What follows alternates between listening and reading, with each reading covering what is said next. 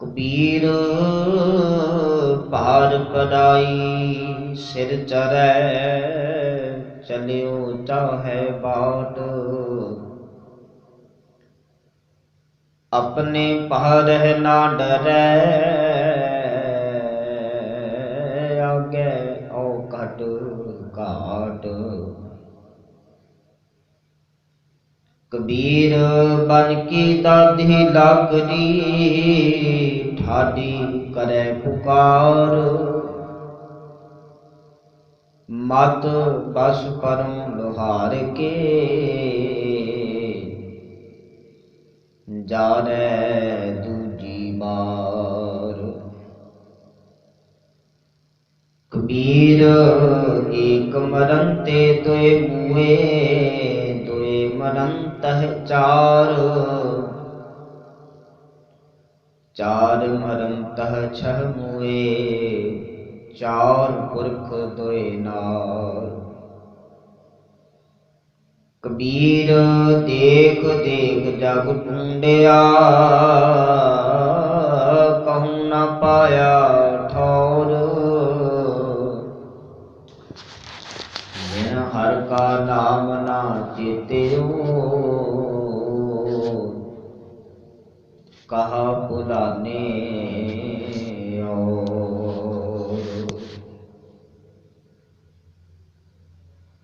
जुगो जुग अटल चवर छतर तक दे मालक। हाजरा हजूर सर्व कला भरपूर। सर्वे कायनात के प्रतिपालक।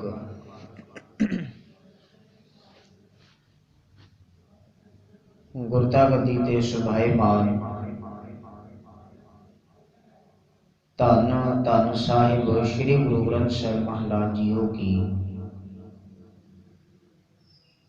पावन पवित्र हजूरी अंदर बैठ करके शब्द कीर्तन का रस आनंद माणिया है। आओ बाणी की विचार नाल जुड़न वास्ते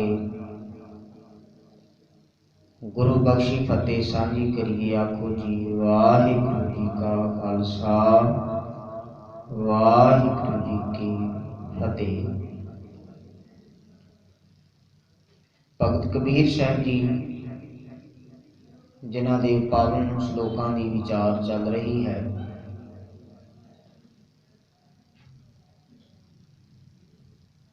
अज दे विचार अधीन जिन्हां चार श्लोकां का पाठ असीं हुणे साझा कीता है। पहले श्लोक विच भगत जी किरपा करते हुए आख रहे हैं,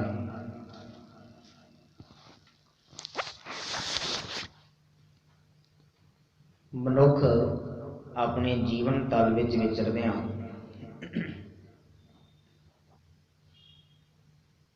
जदों गुरु के दसे हुए रस्ते नूं नहीं अपनाउंदा, गुरु की बाणी नूं उपदेश नूं ग्रहण नहीं करता,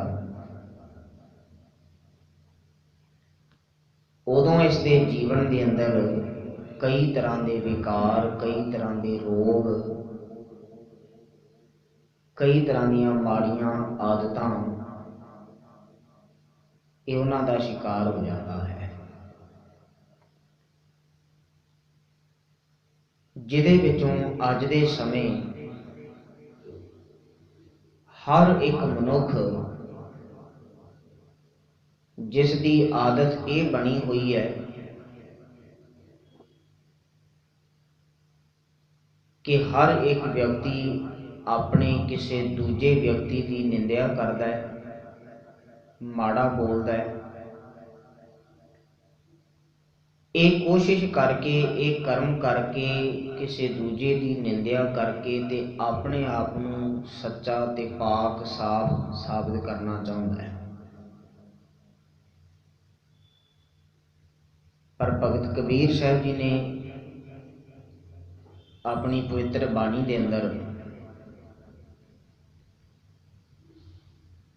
ਕਿਸੇ ਪਰਾਏ ਮਨੁੱਖ ਦੀ ਨਿੰਦਿਆ ਕਰਨਾ, ਇਹਨੂੰ ਇੱਕ ਵਾਧੂ ਦਾ ਭਾਰ ਆਪਣੇ ਸਿਰ ਤੇ ਚੁੱਕ ਲੈਣਾ, ਇਸ ਗੱਲ ਨੂੰ ਮਿਥਿਆ ਗਿਆ ਹੈ, ਰੱਖਿਆ ਗਿਆ ਹੈ।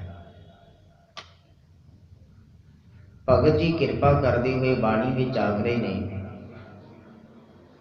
ਇਸ ਸ਼ਲੋਕ ਵਿੱਚ, ਕਬੀਰ ਭਾਰ ਪਰਾਈ ਸਿਰ ਚੜੈ, ਚਲਿਓ ਚਾਹੈ ਬਾਟ।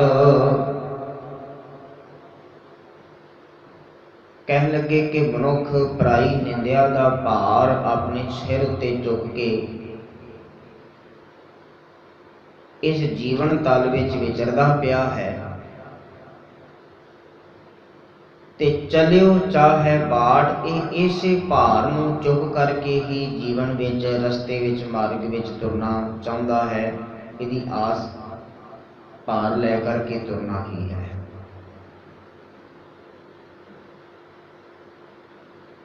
ਤੇ ਪਵਿੱਤਰ ਬਾਣੀ ਵਿੱਚ ਤੇ ਗੁਰੂ ਨਾਨਕ ਸਾਹਿਬ ਮਹਾਰਾਜ ਜੀ ਨੇ ਸ਼੍ਰੀ ਰਾਗ ਵਿੱਚ ਜ਼ਿਕਰ ਕੀਤਾ ਵੀ ਇਹ ਜੋ ਮਨੁੱਖ ਪਰਾਈ ਨਿੰਦਿਆ ਆਦਿ ਕਰਦਾ ਹੈ, ਉਹ ਮਾਨੋ ਇਸ ਤਰ੍ਹਾਂ ਹੈ ਵੀ ਕਿਸੇ ਦੂਜੇ ਮਨੁੱਖ ਦਾ ਭਾਰ ਬਿਨਾਂ ਮਜ਼ਦੂਰੀ ਤੋਂ ਹੀ ਉਹਦੀ ਮੰਜ਼ਿਲ ਤੇ, ਉਹਦੇ ਰਸਤੇ ਤੇ ਪਹੁੰਚਾਉਂਦਾ ਹੈ। ਪਵਿੱਤਰ ਪੰਕਤੀ ਹੈ, ਬਿਨ ਮਜ਼ਦੂਰੀ ਭਾਰ ਪਹੁੰਚਾ ਬਣਿਆ। ਤੋ ਮਨੁੱਖ ਦੇ ਜੀਵਨ ਦੀ ਹਾਲਤ ਇਸ ਤਰ੍ਹਾਂ ਦੀ ਬਣੀ ਪਈ ਹੈ, ਸੋਚ ਵਿਚਾਰ ਇਸ ਤਰ੍ਹਾਂ ਦੀ ਬਣੀ ਪਈ ਹੈ ਵੀ ਕਿਸੇ ਦੂਜੇ ਦੀ ਨਿੰਦਿਆ ਕਰ ਕਰਕੇ ਆਪਣੇ ਆਪ ਨੂੰ ਸੱਚਾ ਤੇ ਪਾਕ ਸਾਬਿਤ ਕਰਨਾ, ਇਹ ਮਨੁੱਖ ਦੀ ਸੋਚ ਫਿਤਰਤ ਬਣੀ ਹੋਈ ਹੈ। ਪਰ ਕਬੀਰ ਸਾਹਿਬ ਜੀ ਇੱਥੇ ਜ਼ਿਕਰ ਕਰਦੇ ਨੇ ਕਿ ਇਹ ਤੇ ਇੱਕ ਵਾਧੂ ਦਾ ਭਾਰ ਮਨੁੱਖ ਆਪਣੇ ਸਿਰ ਉੱਤੇ ਚੁੱਕੀ ਫਿਰਦਾ ਹੈ, ਤੇ ਇਹਦੇ ਨਾਲ ਇਹਦੇ ਜੀਵਨ ਵਿੱਚ ਨੁਕਸਾਨ ਹੀ ਹੈ। ਕਿਸੇ ਰਸਤੇ ਉੱਤੇ ਪੈਦਲ ਤੁਰਨਾ, ਕਿਸੇ ਲੰਬੇ ਰਾਹ ਉੱਤੇ ਪੈਦਲ ਚੱਲਣਾ ਜਿੰਨਾ ਕੁ ਮੁਸ਼ਕਲ ਹੈ, ਓਨਾ ਹੀ ਵੱਧ ਮੁਸ਼ਕਲ ਇਹ ਹੈ ਵੀ ਉਸੇ ਰਸਤੇ ਤੇ ਆਪਣੇ ਸਿਰ ਉੱਤੇ ਜਾਂ ਮੋਢਿਆਂ ਉੱਤੇ ਕੋਈ ਭਾਰ ਲੈ ਕਰਕੇ ਤੁਰਨਾ। ਮਨੁੱਖ ਦੀ ਚਾਲ ਹੌਲੀ ਹੋ ਜਾਵੇਗੀ, ਸਾਹ ਛੇਤੀ ਚੜ੍ਹੇਗਾ ਤੇ ਮੁਸ਼ਕਲ ਨਾਲ ਅੱਗੇ ਵਧੇਗਾ।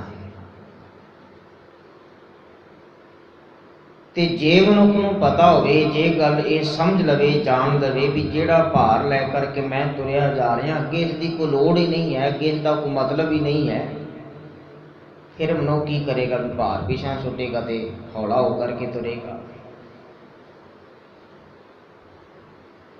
ਪਰ ਇਸ ਗੱਲ ਤੋਂ ਨਾ ਸਮਝ ਬੇਗਾਨਾ ਹੁੰਦਿਆਂ ਹੋਇਆਂ ਇਹ ਮਨੁੱਖ ਕੀ ਕਰ ਰਿਹਾ ਹੈ ਕਿ ਇਹ ਨਿੰਦਿਆ ਦਾ ਵਾਧੂ ਦਾ ਭਾਰ ਆਪਣੇ ਸਿਰ ਉੱਤੇ ਚੁੱਕ ਕਰਕੇ ਤੁਰਿਆ ਫਿਰਦਾ ਹੈ।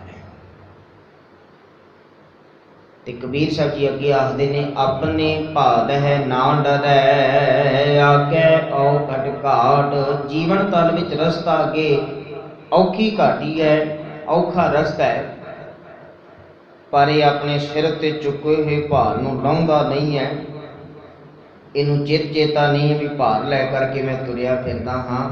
ਇਹ ਮਨੁੱਖ ਆਪਣੇ ਜੀਵਨ ਦੇ ਪ੍ਰਤੀ ਗੰਭੀਰ ਨਹੀਂ ਹੈ, ਸੋਚ ਇਸ ਦੀ ਉਸਾਰੂ ਨਹੀਂ ਹੈ, ਚੰਗਾ ਜੀਵਨ ਨਹੀਂ ਹੈ। ਤਾਂ ਕਬੀਰ ਸਾਹਿਬ ਜੀ ਇਸ ਸ਼ਲੋਕ ਵਿੱਚ ਜੋ ਮਿਹਰ ਕਰਦੇ ਨੇ ਤੇ ਇਸ ਗੱਲ ਨੂੰ ਸਮਝਾ ਰਹੇ ਨੇ ਕਿ ਮਨੁੱਖਾ ਜੀਵਨ ਦੇ ਇਸ ਮਾਰਗ ਸਫ਼ਰ ਵਿੱਚ ਤੁਰਦਿਆਂ ਨਿੰਦਿਆ ਦਾ ਵਾਧੂ ਭਾਰ ਆਪਣੇ ਸਿਰ ਉੱਤੇ ਚੁੱਕ ਕਰਕੇ ਐਵੇਂ ਜੀਵਨ ਮਾਰਗ ਦਾ ਰਸਤਾ ਜਿਹੜਾ ਔਖਾ ਨਾ ਬਣਾਓ। ਇਸ ਭਾਰ ਨੂੰ ਪਾਸੇ ਰੱਖ ਕਰਕੇ ਰੱਬ ਦੀ ਸਿਫਤ ਸਲਾਹ ਨੂੰ ਆਪਣੇ ਜੀਵਨ ਵਿੱਚ ਧਾਰਨ ਕਰਕੇ ਜੀਵਨ ਰਸਤਾ ਸੋਹਣਾ ਬਣਾ ਲਵੋ।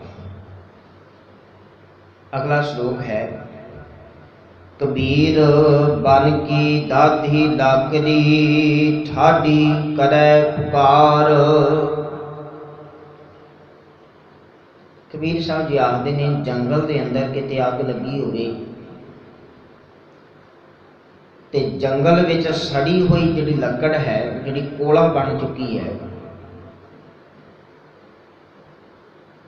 ਆਖਦੇ ਨੇ ਵੀ ਉਹ ਖਲੋਤੀ ਹੋਈ ਮਾਨੋ ਇਹ ਪੁਕਾਰ ਕਰਦੀ ਪਈ ਹੈ, ਇਹ ਆਵਾਜ਼ ਦਿੰਦੀ ਪਈ ਹੈ, ਮਤ ਬਸ ਪਰੋਂ ਲੋਹਾਰ ਕੇ ਜਾਜੈ ਦੂਜੀ ਬਾਰ। ਉਹ ਸੜੀ ਹੋਈ ਕੋਲਾ ਬਣੀ ਹੋਈ ਲੱਕੜੀ ਇਹ ਪੁਕਾਰ ਵੀ ਕਰਦੀ ਹੈ ਕਿ ਮਤਮ ਕਿਤੇ ਮੈਂ ਲੋਹਾਰ ਦੇ ਵੱਸ ਵਿੱਚ ਨਾ ਪੈ ਜਾਵਾਂ ਤੇ ਉਹ ਫਿਰ ਮੈਨੂੰ ਦੁਬਾਰਾ ਸਾੜ ਦੇਵੇ, ਕਿਤੇ ਦੁਬਾਰਾ ਫਿਰ ਇਸ ਅੱਗ ਵਿੱਚ ਸੜਨਾ ਪੈ ਜਾਵੇ। ਐਸਾ ਨਾ ਹੋਵੇ, ਇੱਕ ਵਾਰੀ ਸੜ ਚੁੱਕੀ ਹਾਂ।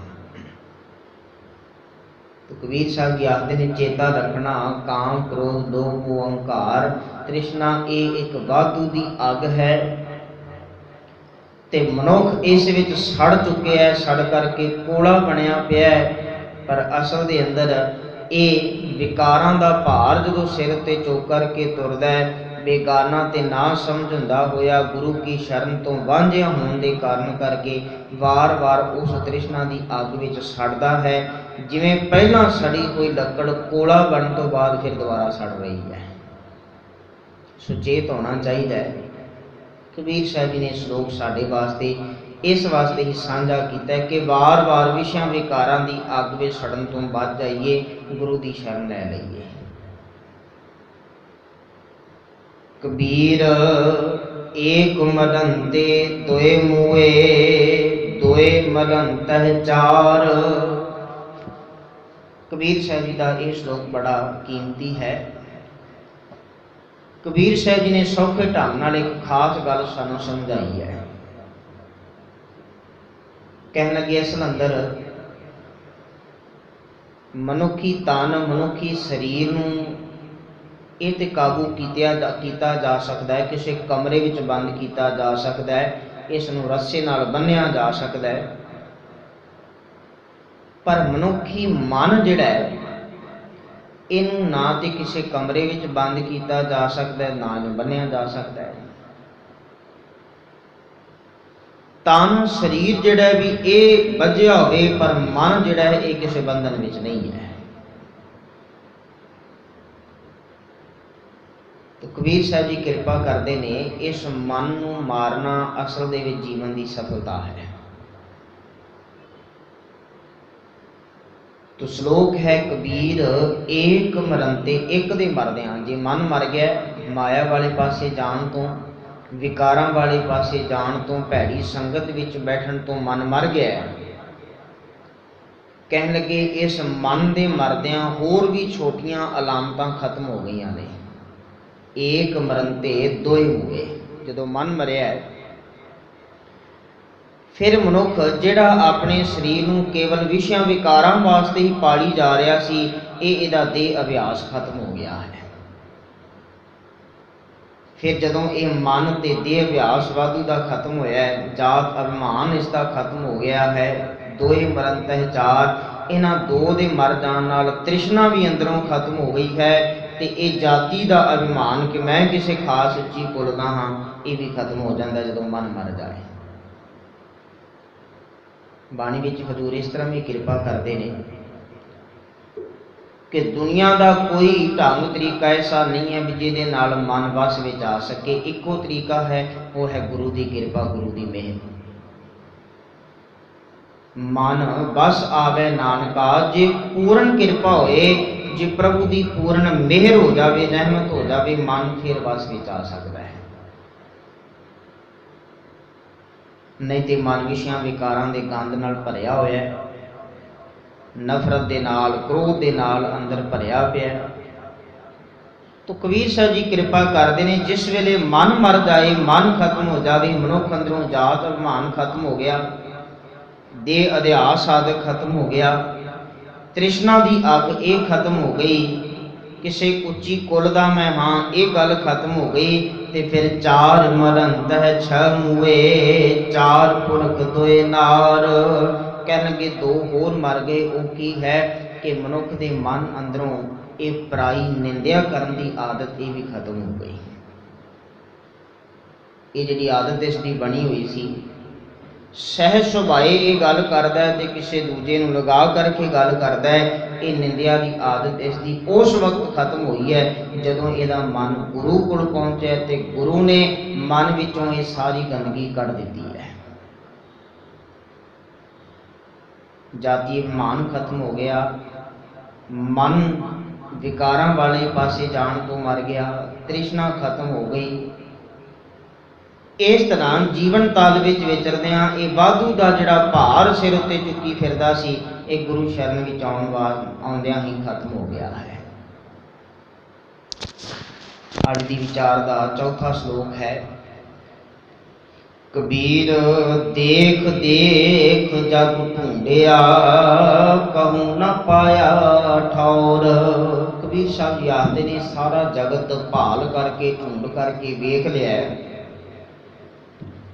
ਪਰ ਕਿਤੇ ਐਸਾ ਥਾਂ, ਕਿਤੇ ਐਸਾ ਟਿਕਾਣਾ ਨਹੀਂ ਮਿਲਿਆ ਜਿੱਥੇ ਰਹਿ ਕਰਕੇ ਮਨ ਵੀ ਟਿਕ ਸਕਦਾ ਹੁੰਦਾ। ਕੋਈ ਐਸਾ ਢੰਗ ਨਹੀਂ ਮਿਲਿਆ, ਕੋਈ ਐਸਾ ਤਰੀਕਾ ਨਹੀਂ ਮਿਲਿਆ, ਕੋਈ ਐਸੀ ਜਗ੍ਹਾ ਨਹੀਂ ਲੱਭੀ ਜਿੱਥੇ ਮਨ ਵੀ ਰੋਕਿਆ ਜਾ ਸਕਦਾ, ਜਿੱਥੇ ਮਨ ਨੂੰ ਵੀ ਵਿਕਾਰਾਂ ਵਾਲੇ ਪਾਸੇ ਤੋਂ ਠੱਲ ਪੈ ਸਕਦੀ ਕੋਈ ਰਾਹ, ਕੋਈ ਰਸਤਾ ਮਿਲਿਆ ਨਹੀਂ ਹੈ। ਤੇ ਫਿਰ ਕਹਿਣ ਲੱਗੇ ਜਿਨ ਹਰ ਕਾ ਨਾਮ ਨਾ ਚੇਤਿਓ, ਕਹ ਭੁਲਾਨੇ ਔਰ। ਇਹ ਮਨ ਸਿਰਫ ਤੇ ਸਿਰਫ ਰੱਬੀ ਨਾਮ ਨੂੰ ਆਪਣੇ ਹਿਰਦੇ ਵਿੱਚ ਟਿਕਾ ਕਰਕੇ ਫਿਰ ਵਸ ਵਿੱਚ ਆ ਸਕਦਾ ਹੈ। ਤੇ ਜਿਨ੍ਹਾਂ ਨੇ ਹਰੀ ਨਾਮ ਚੇਤੇ ਨਹੀਂ ਕੀਤਾ, ਕਹਾ ਭੁਲਾਨੇ ਔਰ, ਉਹ ਐਵੇਂ ਕਿਤੇ ਹੋਰ ਪਾਸੇ ਭਟਕਦੇ ਫਿਰਦੇ ਹਨ, ਜੀਵਨ ਦੇ ਅਸਲ ਰਸਤੇ ਤੋਂ ਖੁੰਝੇ ਹੋਏ ਹਨ। ਚੇਤਾ ਰੱਖਣ ਗੁਰੂ ਦੀ ਸ਼ਰਨ ਵਿੱਚ ਆਉਣ ਤੋਂ ਬਿਨਾਂ, ਇਸ ਨਾਮ ਨੂੰ ਆਪਣੇ ਅੰਦਰ ਧਾਰਨ ਕੀਤੇ ਤੋਂ ਬਿਨਾਂ ਇਹ ਮਨ ਟਿਕਾ ਵਿੱਚ ਆ ਹੀ ਨਹੀਂ ਸਕਦਾ, ਮਨ ਵਿੱਚ ਵਸ ਵਿੱਚ ਨਹੀਂ ਆ ਸਕਦਾ। ਜਿੰਨਾ ਚਿਰ ਗੁਰੂ ਦੀ ਸ਼ਰਨ ਹਾਸਲ ਨਾ ਕੀਤੀ ਜਾਵੇ, ਗੁਰੂ ਦਾ ਉਪਦੇਸ਼ ਸਮਝਿਆ ਨਾ ਜਾਵੇ, ਗੁਰੂ ਦੇ ਉਪਦੇਸ਼ ਨੂੰ ਅੰਦਰ ਟਿਕਾਇਆ ਨਾ ਜਾਵੇ, ਉਹਨਾਂ ਚਿਰ ਮਨ ਵਸ ਵਿੱਚ ਆਉਣਾ ਇਹ ਸਫਲ ਨਹੀਂ ਹੋ ਸਕੇਗਾ। ਮਨੁੱਖੀ ਮਨ ਮਾਇਆ ਵਾਲੇ ਪਾਸੇ ਵਧੇਰੇ ਭੱਜ ਰਿਹਾ ਹੈ, ਪਰ ਨਿਰੰਕਾਰ ਵਾਲੇ ਪਾਸੇ ਦੀ ਇਹਦੀ ਪ੍ਰੀਤ ਕਮਜ਼ੋਰ ਹੈ। तो गुरु मेहर करे भगत कबीर साहब जी आज अपनी इस विचार विच बख्शिश पै करते हैं। सब तो वड्डी गल जो समझाई है कि एवें निंदिया वाधू का भार चुक करके मनुख जीवन रस्ते अपने नूं होर औखियां करी जा रहा है। इनू सुचेत होना चाहिए, ये वाधू भार पिछे सुटे। जिस वक्त मनुख किसी समुंदर नूं पार करना चाहता होवे ते जां ते उन्हें तैर करके पार करेगा ते जां किसी बेड़ी जहाज की मदद लवेगा। पर दोवां थावां ते एक गल चेता रखना पवेगा भी जे तैर करके भी पार करना तो बहुता भार ना लग रहे, डुब जाएगा। ते जे किसी बेड़े जहाज विच भी सवार हुंदा है तो उत्थे भी भार जिहड़ा है भी जिन्ना को भार लै करके जहाज चल सकता है पानी विच उन्ना को रखे। ते बाणी विच हजूर ने मेहर की है, सचमुच ये संसार समुंदर असीं पार करना है ते फिर विकारां दे ते वाधू दी निंदिया दे भार दे पत्थर अपने गल विच बन करके जे विच चलांगे ते फिर जिहड़ा भी डुब जावांगे। तो गुरु मेहर करे वाधू दा भार मन उत्ते जिहड़ा असीं लई फिरदे हां विकारां दा, निंदिया दा, इस भार नूं दूर करके, इस भार नूं उलांभे ला करके प्रभु की सिफत सलाह नूं आधार बना करके जे जीवन में विचरीए तो फिर साडा सबना दा ये लोक सुखिया ते परलोक सुहेला हो सकता है। होइयां बेअंत गुनाह दी खिमा समय की समाप्ति है। आखो जी वाहिगुरू जी का खालसा, वाहिगुरू जी की फतेह।